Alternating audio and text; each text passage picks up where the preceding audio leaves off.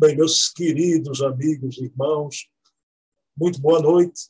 Estamos aqui mais uma segunda-feira, sempre às 20 horas, com o nosso Observatório da Imprensa Espírita. Sempre eu e Marmo trazendo aqui dois conteúdos diversos um do outro, da imprensa falada, escrita e televisada. Hoje vamos aqui analisar a imprensa escrita. Pessoal, quando eu falo aqui analisar, não é que eu e Marmo a gente se coloque à altura de fazer análises, né, profundas e dar o carimbo de alguma coisa, não. É analisar, conversar em torno dos conteúdos. Né? E sempre, como eu prometi semana passada, no Observatório da Imprensa Espírita, os links dos dois conteúdos já estão aqui na descrição. E hoje vamos ver um artigo maravilhoso do querido Marco Milani, lá da USE de São Paulo, da USE Regional de Campinas, Trojan em Grupos Espíritas, e outro artigo da nossa querida oradora espírita, estudiosa aqui de Recife, Valéria Pessoa, um artigo magnífico, Diálogo com o Meu Deus, sempre na companhia do meu querido Leonardo Marmo. Vamos orar a Deus. Então, agradecer ao nosso Pai de bondade infinita por mais essa oportunidade de encontro, de reencontro com Leonardo Marmo, que hoje possamos conversar sobre a responsabilidade do espírita na divulgação, nos grupos espíritas, o cuidado com as armadilhas e também conversarmos sobre essa possibilidade magnífica, permanente, do diálogo com o nosso Deus. Essa porta sempre aberta que temos para conversar com o nosso Pai amorável e bom. Então, pedindo permissão a Deus, iniciamos o Observatório da Imprensa Espírita da noite de hoje. Meu querido Leonardo Marmo, tudo bom, Marmo? Como é que vai você? Tudo ótimo, Bruno. Uma alegria renovada estarmos juntos mais uma vez e fazendo análise de dois textos muito interessantes. Os dois textos, na minha opinião, excelentes e de temas totalmente diferentes, mas os dois permitindo reflexões doutrinárias muito interessantes, né? Dentro do seu comentário inicial, né, Bruno? O que a gente faz aqui é a tentativa de desenvolver a fé raciocinada, não é? De aplicar a fé raciocinada. O que a gente está tentando é fazer uma interpretação do texto a dois, né? Trocando figurinhas, trocando impressões e compartilhando esse nosso estudo em conjunto com os irmãos que nos honrarem com a sua atenção. Então, o que a gente faz é a fé raciocinada, é tentar raciocinar, tentar fazer uma leitura, interpretação e análise do texto à luz da nossa bagagem espírita, dentro daquilo que a gente já conseguiu assimilar da doutrina. Perfeito, Marco. Então, pessoal, a gente vai começar com o texto do querido Milani, Trojan em Grupos Espíritas. O Trojan, ele usa esse programa de computador, né, invasivo, que destrói os dados, né, e fazendo menção também aos gregos e troianos, ao presente de grego lá, né, de Homero lá, né, então, do cavalo de Troia, né? Mas o que seria hoje esse cavalo de Troia? Né? É essa discussão política, mas não só política, né? Questões que resvalam para o partidarismo, mas também, Marmo, para essas causas identitárias. Isso está uma febre aqui no Nordeste do Brasil, é impressionante, impressionante, e isso é um ludibrio muito bem engendrado, isso que eu gostei muito no texto do Milani, e a gente vai ver num segundo momento. A minha segunda pergunta para você vai ser sobre a causa desse muito bem bolado ludibrio que pega os incautos. Né? Mas, Marmo, o que é que você achou do texto do Milani e o que é que você acha dessa coisa ideológica trazer para dentro da ribalta espírita, meu amigo? Bom, o texto do Milani, né, que foi publicado no Correio Fraterno, né, Bruno? É um texto muito bom, impecável, um texto sintético, direto, objetivo e muito bem feito. O texto do Milani me faz lembrar, quando a gente está lendo o texto, e essa questão da política partidária permeando o movimento espírita, me faz lembrar um comentário que o meu pai me fez uma vez a respeito das ideias muito inovadoras no movimento espírita. Meu pai disse o seguinte, que, Leonardo, toma cuidado, presta atenção e, às vezes, toma cuidado, não tome uma decisão a respeito de uma ideia inovadora num primeiro momento. Por quê? Porque algumas ideias fascinadoras, de fascinação, algumas ideias que nos cegam, no primeiro momento parecem geniais. Às vezes a gente se encanta com uma ideia genial sem perceber que, no fundo, ela não traz um avanço. Na verdade, é um retrocesso. Sobre essa questão político-partidária, olha só. Então, primeiramente, eu concordo totalmente com o posicionamento do Marco Milani. Concordo totalmente com o nosso confrade de São Paulo. Nosso confrade é amigo, né, Bruno? Conheci o Milani pessoalmente, uma pessoa muito querida, muito bacana. E eu concordo com o texto dele. Por quê?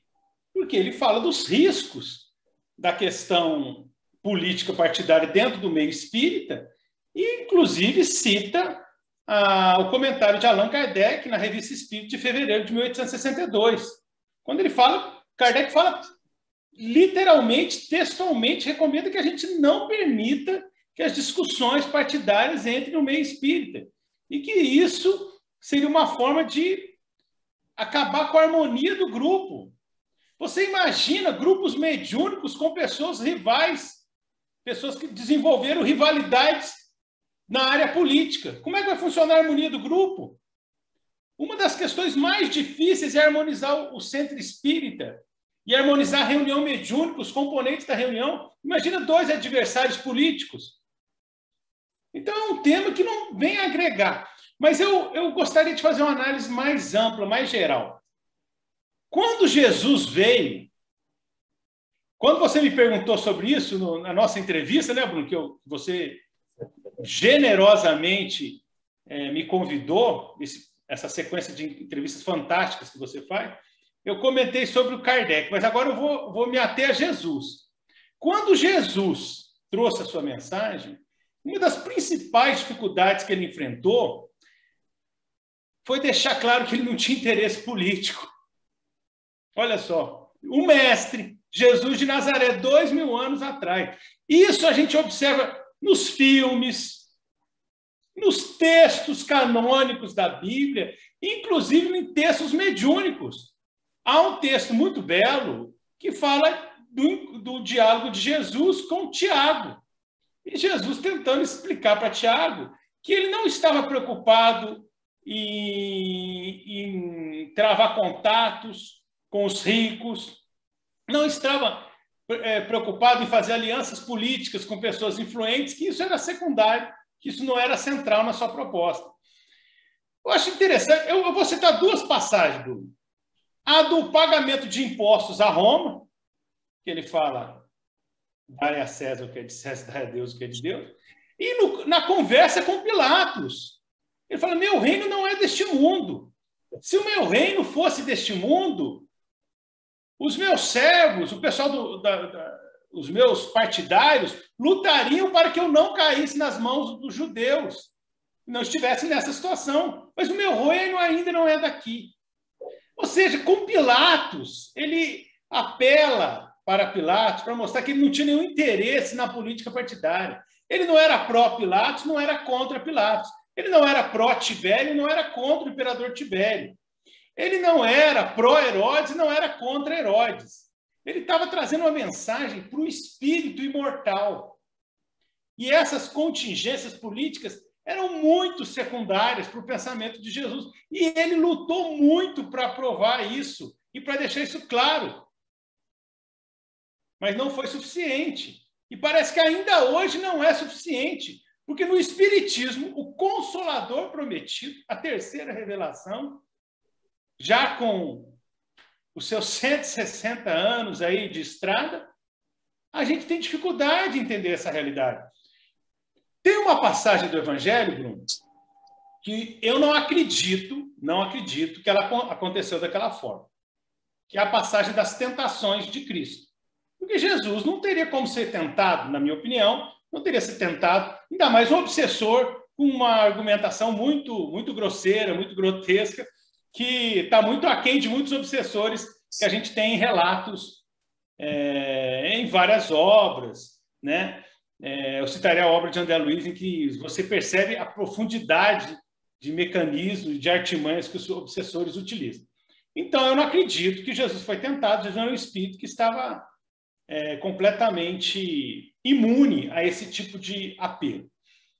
Mas, enfim, a passagem está registrada e a gente não sabe exatamente em que consiste a passagem, se foi uma parábola, o que teria sido. Mas o fato é que o diálogo dele com o suposto diabo envolveu poder temporal, envolveu política, envolveu influência. E o diabo citava algumas coisas e fazia uma barganha com Jesus, que ele ia doar o mundo, doar poder, doar isso aqui. E Jesus falava que não estava interessado nisso. Então, é uma coisa assim impressionante. Por quê? Eu acho engraçado o seguinte, Bruno, uma das coisas mais difíceis no movimento espírita é a gente conseguir unir o movimento em prol de tarefas em comum. Então, por exemplo, a gente não consegue unir o movimento para fazer um trabalho na ciência oficial. Algumas iniciativas isoladas, mas é muito difícil. A gente não consegue fazer um trabalho coletivo para que a certeza da imortalidade da alma, as provas científicas, gerem uma divulgação muito ampla, para que a gente tenha um reconhecimento público que seja muito útil a espiritualistas e principalmente a materialistas da realidade espiritual da vida. A gente não consegue fazer isso. A gente não consegue fazer um protocolo de estudo da mediunidade, reunindo diferentes pesquisadores, mesmo com a internet, a gente tem dificuldade de fazer isso. Agora, conseguiram fazer uma união de um segmento importante do movimento espírita para praticamente levantar uma bandeira político-partidária dentro do movimento espírita. Então, será que não é mais importante comprovar a imortalidade da alma? Parece que as pessoas estão mais preocupadas, Bruno, em saber se qual é o candidato a presidente do ano que vem que Allan Kardec espírito está apoiando.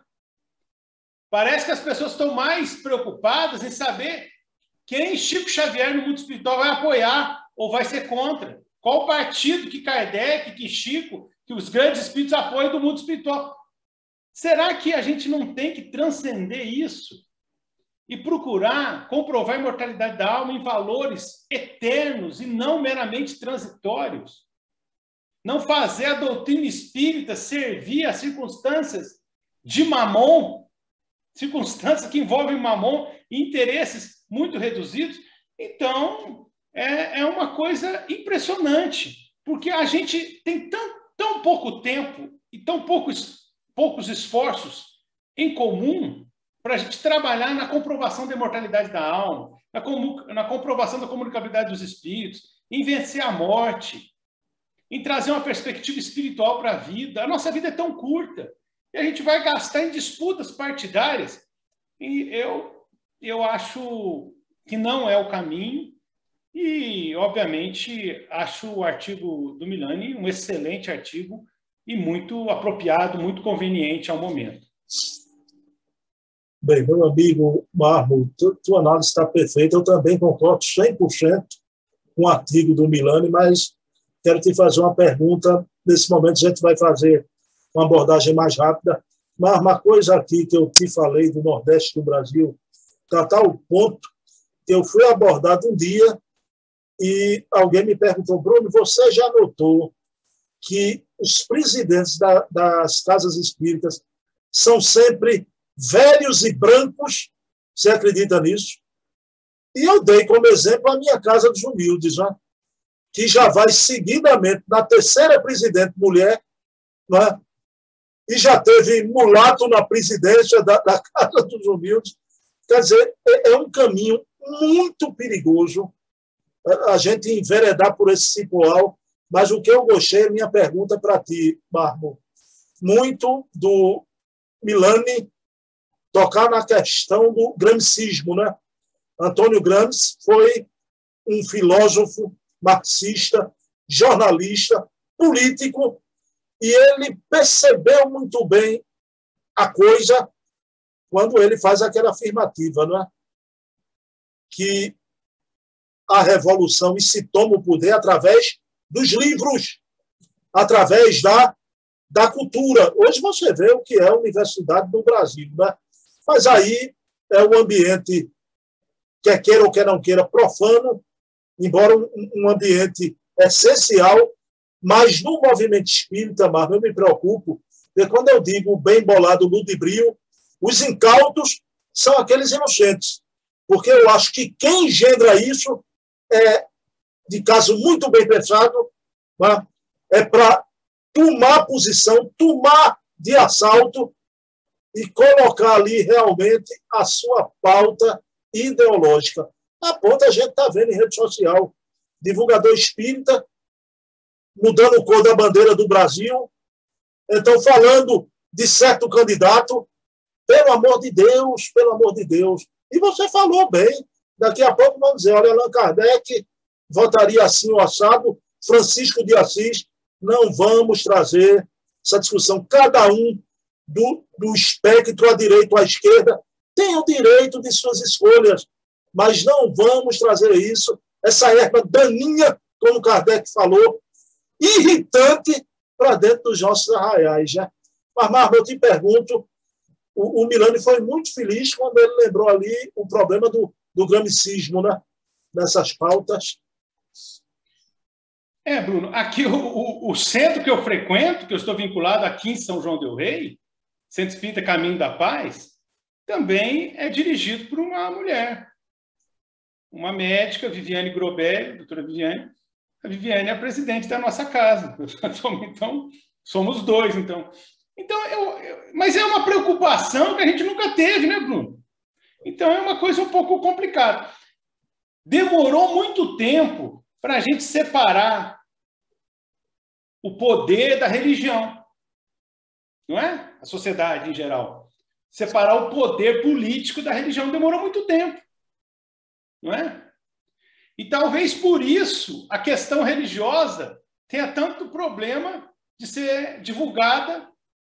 A mensagem espírita, quando ela tem uma conotação religiosa, apresenta dificuldade de ser assimilado, por exemplo, na Europa, não é isso? Não é isso? Até a questão cultural, que o nosso confrade Charles Kemp até comentou na sua entrevista no programa de sábado. Então, a questão religiosa, ela trouxe... ela tem uma conotação que para nós é muito elevada, mas que para muitos, nós brasileiros, espíritas brasileiros, mas para muitos há dificuldades. Agora, uma das dificuldades relacionada à questão religiosa tem a ver com a aliança com a política. A religião e a política durante a história. Demorou muito tempo para a gente separar as discussões religiosas das discussões políticas.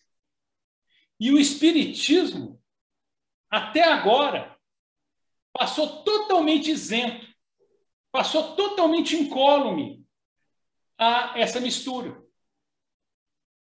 Muitas instituições religiosas têm partidos políticos, são associadas a partidos, têm vínculos com o governo. O movimento espírita é um movimento que passou muito longe de qualquer posicionamento mais ostensivo na área política, até agora. E Kardec repete Jesus, porque ele diz que a transformação social vai dar pela transformação do homem, que luta para ser hoje melhor do que ontem, amanhã melhor do que hoje. E aí o que acontece? Esse indivíduo, se ele tiver nas circunstâncias mais simples, nos trabalhos mais simples da sociedade, ou nos cargos de maior liderança da sociedade, ele vai ser uma pessoa honesta, ou é para ser, a doutrina vai fomentar isso, vai tender a ser honesto, cumpridor dos seus deveres, disciplinado, ou pelo menos com mais valores do que teria sem o respaldo doutrinário. Esse é o pensamento espírita. Então, eu acho que é uma armadilha e a gente vai perder o foco de uma série de coisas. Vamos olhar os outros movimentos religiosos que estão profundamente eivados de pensamento político. Vamos dar uma analisada nas lideranças políticas no Brasil e em outros países também, que estão profundamente conectadas à discussão política. As lideranças religiosas, espiritualistas, que estão associadas a movimentos políticos. Isso tem feito bem? Isso tem trazido uma mensagem de renovação espiritual para as pessoas? Ou isso acaba respingando em interesses outros? Isso acaba contaminando o movimento com interesses secundários?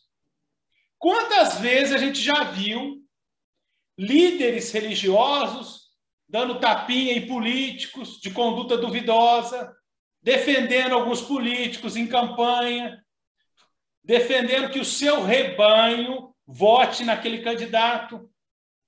Aí alguns amigos podem falar, não, Leonardo, mas você está exagerando, porque não vai chegar tanto. Mas começa de algum ponto, né, Bruno? É o que você está falando aí do pensamento, da linha de pensamento. Você começa de algum ponto. O movimento espírita nunca teve isso. A partir do momento em que a gente abraçar... Esses dias para trás me mandaram um vídeo, Bruno. O primeiro centro espírita virtual progressista. Me mandaram isso. Do Brasil. Me mandaram. O primeiro centro espírita virtual progressista. Aí mandaram um vídeo lá, o pessoal discutindo política. Tinha muito de política, pouco de espiritismo, para te falar a verdade. O que eu vou falar? Né? Então, acho que não é o caminho mesmo. Né? E a gente tem que apoiar. Eu apoio o seu posicionamento e apoio o posicionamento do nosso confrade Marco. Acho que não é por aí. Acho que a gente vai perder a essência. Nós já temos uma série de problemas doutrinários, problemas no movimento. Isso vai quebrar a união, que é tão difícil de ser construída e que ainda está em construção no nosso movimento. Então, eu sou contra esse partidarismo, esse posicionamento político partidário. Acho que não é por aí. E, enfim, se os irmãos dizem que são a favor, cada um é responsável pelas suas opiniões, mas nós somos contra, né, Bruno? E estamos apresentando os nossos argumentos para os irmãos, nossos companheiros, avaliarem qual seria o argumento mais sólido, mais coerente com o pensamento do Evangelho de Jesus e da doutrina espírita codificada por Allan Kardec. Bem, eu queria parabenizar aqui o nosso amigo Milani, porque é inegável, ele foi corajoso de escrever um texto desse. E Milani, eu brinco muito com o Milani, ele brinca com o meu sotaque nordestino, eu digo, Milani, você foi muito cabra macho de escrever um texto desse. Parabéns, meu irmão, viu? E um texto muito bem construído, né? A partir do título, né? E às vezes o pessoal usa muito o título populista, desde o título, tudo muito bem cuidado. Que artigo fantástico, né? Mas, Marmo, vamos para um segundo momento. Diálogo com o Meu Deus é um texto da querida oradora, estudiosa, aqui de Pernambuco, de Recife, da nossa Casa dos Humildes. É um texto que saiu no CH Notícias, que é o nosso jornal online da Casa dos Humildes. E Valéria, como todos nós no decorrer da vida, né? Digamos assim, Valéria está num momento especial de uma conversa com Deus. Né? E Valéria, eu e Marma aqui, a gente manda um abraço para você, né? E dizer que a gente está conversando com Deus também. Né? E mais inspirados ainda estamos com a beleza de artigo que você fez.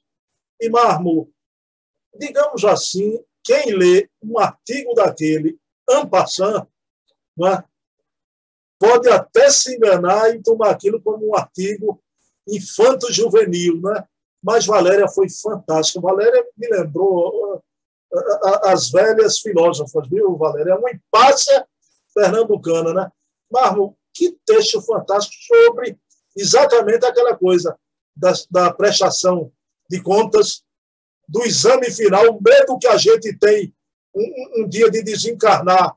Então, se encontrar com julgadores, cobradores, e a gente quer programar até uma nova reencarnação, a gente quer ficar quite de uma vez só, com a imensidão de débitos de outras encarnações. Marmarro, o que é que você achou desse texto fantástico da querida Valéria Pessoa? Bom, em primeiro lugar, né, Bruno, só da gente falar de um texto que começa com diálogo com meu Deus, a gente já muda a vibração, né, para melhor.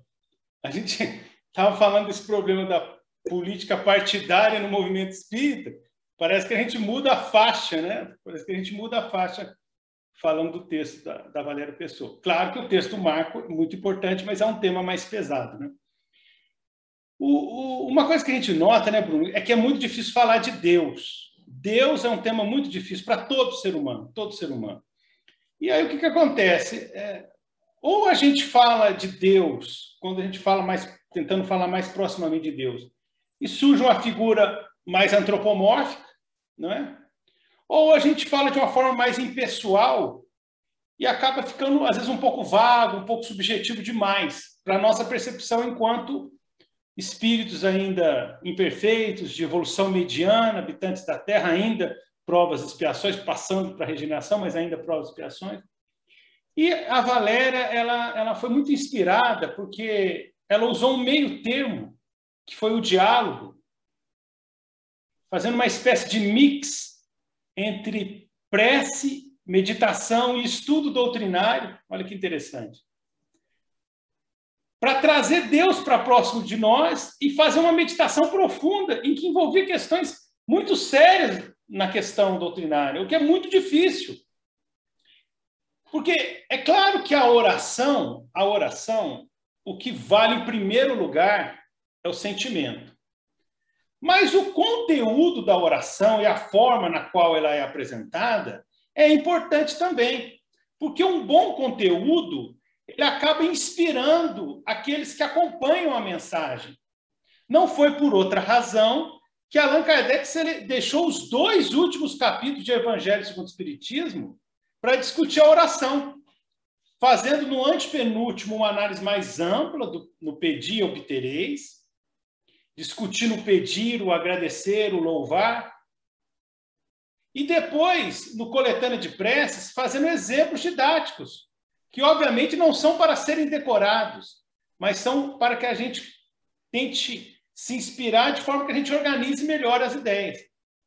E a Valéria ela é muito inspirada porque ela cria esse diálogo muito interessante e que envolve muitas questões que eu acho muito interessante. Por exemplo, quando ela fala do role play, né? Role play, que é uma técnica psicológica, como se você desenvolvesse um papel teatral, né? Papel de ator de cinema. Então, você interpreta o papel de uma outra pessoa e isso faz com que você enxergue ângulos sobre aquilo que o indivíduo está vivenciando que você não tinha notado antes. Isso é uma coisa muito interessante, é muito válido. Por quê? Porque quando a gente fala da regra áurea, quando a gente fala de não fazer aos outros aquilo que não gostaríamos que os outros nos fizessem, ou fazer aos outros aquilo que gostaríamos que os outros nos fizessem, você percebe que ainda é uma etapa inicial. Porque a referência ainda está um pouquinho, cá para nós, egocêntrica, porque é aquilo que eu gostaria. Mas será que aquilo que eu gostaria é exatamente o que o outro gostaria, no contexto de vida cultural e de sofrimento dele? O role play que é mencionado pela Valéria no artigo, num diálogo muito interessante, é você se colocar realmente, fazer um esforço de se colocar na postura do outro. É aquilo que os hispânicos gostam muito de falar, Bruno. Coloque-se nos meus sapatos, né? Você se colocar nos sapatos do outro. Então é uma coisa muito interessante, porque, em última análise, quando nós somos muito rebeldes, né, às vezes a gente precisa de uma reencarnação para mudar um pouquinho o cenário, para a gente se colocar nisso. Mas se a gente fizer essa transformação moral mais profunda e passar a olhar o outro com esse olhar de maior alteridade, isso muitas vezes a gente avança, a gente economiza etapas nesse processo de amadurecimento espiritual. Tanto é que o próprio Santo Agostinho fala para a gente fazer uma análise no final do dia, olhando para o nosso dia, para as nossas escolhas, para as nossas ações, como se fôssemos uma outra pessoa, para identificar o que acertamos, para reforçar, para identificar onde erramos, para corrigir. Outra questão que ela fala muito, muito bem colocada é a questão da transição planetária, do processo lento e gradual, explica muito bem. E ela termina o texto de uma forma muito surpreendente, que eu não vou falar aqui, né, para não tirar surpresas, para não dar spoiler, né, mas de uma forma muito surpreendente e muito bela, que nos remete indiretamente à questão 621, onde está escrita a lei de Deus, na consciência da criatura. De uma forma muito bela e de uma forma extremamente original, Bruno, porque você sabe que eu tento escrever um pouquinho, né? Artigos espíritas. Há algum tempo, desde 2007, eu tento atuar como articulista. E uma das coisas que a gente percebe é que o artigo espírita, na maioria das vezes, ele é um artigo dissertativo, predominando o estilo impessoal, né? Às vezes com algum toque pessoal, mas normalmente é um artigo dissertativo. Nesse sentido, o artigo da Valéria é muito original, porque ela usa um diálogo numa espécie de prece e meditação em que são discutidas questões doutrinárias. E a gente sente também não só a questão racional, mas a gente sente que a nossa vibração, quando a gente termina de ler o artigo, melhorou. O que é muito comum nos textos de Emmanuel e de André Luiz. E também no Evangelho segundo o Espiritismo, nos textos de Kardec. Quando você termina de ler, parece que você melhorou sua vibração. A gente percebe isso claramente no artigo da Valéria. Eu li por 3 vezes, desde que você mandou, e as 3 vezes eu terminei o artigo melhor do que quando eu comecei a ler. Porque a gente sente a vibração, a gente entra na sintonia, e a gente acompanha, e a beleza das palavras, né, do conteúdo da forma. E a gente vai acompanhando aquela linha de raciocínio, e sem fazer força, quando termina, a gente percebe que a gente está orando também, junto com a Valéria. Então, é uma coisa muito bonita. O José Raul Teixeira, só para concluir, o Raul diz que nós temos um pouquinho de egoísmo ainda na nossa oração. Invariavelmente pedimos, raramente agradecemos e quase nunca louvamos, não é? E a oração, o texto da Valéria constitui um equilíbrio entre o pedir, o agradecer e o louvar. Um diálogo muito interessante que representa uma oração, porque a oração não tem uma forma definida, mas ela tem várias formas que projetam a consciência do homem para um nível maior e maior identificação com Deus. Então, eu acho que isso tem a ver com o estudo doutrinário, até porque são abordadas questões doutrinárias, tem a ver com o estudo doutrinário, tem a ver com a elevação do nosso padrão moral, tem a ver com meditação. Então, é um artigo muito rico e original na escrita, que é muito difícil, pelo menos a gente observa pessoalmente na imprensa espírita, é muito difícil um artigo com essa originalidade na redação. Mármore, querido, olha, Valéria, você já teve com ela até numa reunião pública sua na Casa Humildes, conversaram, né? Acho que você percebeu, Valéria é uma mulher brilhante. É a pessoa que em menos tempo se apropriou do conteúdo espírita. Valéria tem pouco mais de 10 anos na Casa dos Humildes, né? Mas ela tem uma visão ampla da doutrina, maravilhosa, né? Casada com um cara também que apoia ela em tudo no investimento doutrinário, meu querido Fernando. Ele só tem um defeito, viu, Mármore? Ele é torcedor do Esporte Clube do Recife, viu? É o único defeito que ele tem. Mas a Valéria, nas nossas reuniões de estudo, um momento esperado, eu sou o monitor e a gente tem um grupo de 30 pessoas, o microfone fica na plateia. Rapaz, um momento esperado é quando Valéria levanta o dedinho e não pense que ela vem com um contraditório, agora num nível excelente. Eu tenho uma saudade dessas reuniões com Valéria na Casa dos Humildes. Quando ela escreveu esse artigo e me mandou, Marmo, eu lamentei porque eu dei uma parada no blog. Porque eu só tenho a noite para fazer as coisas, então com o canal, às vezes gravando mais de um programa por noite, né? Não tenho mais tempo para fazer as postagens no blog. E eu disse, mas Valéria, que pena que eu não estou mais com o blog, isso tem que ser divulgado. Aí lembrei da nossa redatorazinha Ingrid, do Jornal da Casa dos Humildes, eu digo, passa para a Ingrid, né? Ingrid colocou, e quando eu vi o artigo no jornal, eu me lembrei de você imediatamente. Eu digo, vou falar com o Marco, que merece, né? Agora, para encerrar, Marco, um momento ali lindo, um momento de poesia, mas de beleza, de grandeza, é quando no diálogo com Deus, Deus diz a Valéria, né? Minha filha, não seja tão rigorosa com você, mas faça uma coisa também, não seja tão rigorosa com os outros. Isso aí eu achei a essência do artigo, né? Dê mais uma palavrinha sobre isso, Marco. Muito inspirada, né? A Valéria estava muito inspirada. Chico Xavier, você comentando sobre isso, me fez lembrar de Chico. Chico dizia que Jesus deixou o perdão como último ensinamento, olha só, já na cruz, né? Como último ensinamento, por ser o mais difícil. E talvez, para aqueles que já têm a lei de Deus bem elaborada, o nível moral bem elaborado, dentro da própria consciência, o grande desafio seja o auto-perdão. Talvez o auto-perdão seja tão difícil ou mais do que o perdão aos outros, né? Porque a gente tem que saber se perdoar também em relação a uma série de dificuldades, em relação aos níveis de exigência que a gente impõe para nós e que, às vezes, a gente não vai alcançar, pelo menos, no intervalo de tempo mais curto, e não é nenhum problema, estamos caminhando para Deus, Deus nos ama, Deus é Pai, e nós chegaremos lá, mais cedo ou mais tarde, dentro de uma caminhada natural. Minha amiga Valéria, um beijo, viu? Amiga, amo você, você sabe disso, e estamos em pensamento, principalmente pelo seu momento especial, um momento que você está se cuidando, eu e Marmo estamos orando por você, e eu vou pedir, Marmo, agora é você que conversa com Deus, meu amigo. Vamos lá?